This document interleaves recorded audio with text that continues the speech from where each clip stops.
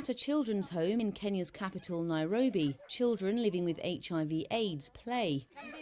But the staff here fear for their future, as US aid cuts threaten to disrupt their vital drug supply.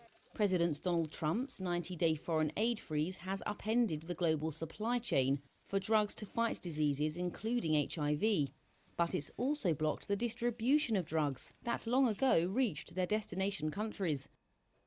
The manager of Nyambani Children's Home, Sister Teresa Palakudi, is concerned about access to life-saving HIV meds called antiretrovirals, or ARVs.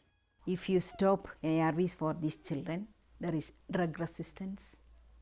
Afterwards, they will get all kind of opportunistic infections.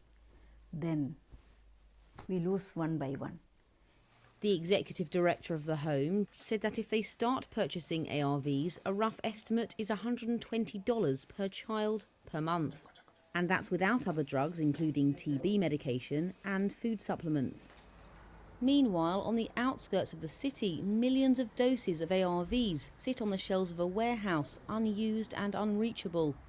A Kenya health official said without US funding, distribution of the $34 million worth of medication sitting there has ceased. An ex-USAID executive said this stock, which Washington has not released funds to distribute, includes 2.5 million bottles of ARVs, 750,000 HIV test kits, and 500,000 malaria treatments.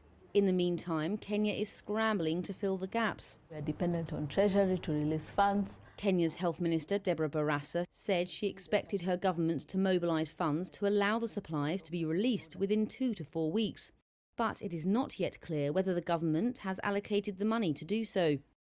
Kenyan Christian charity Meds that runs the warehouse and the US State Department did not respond to requests for comment.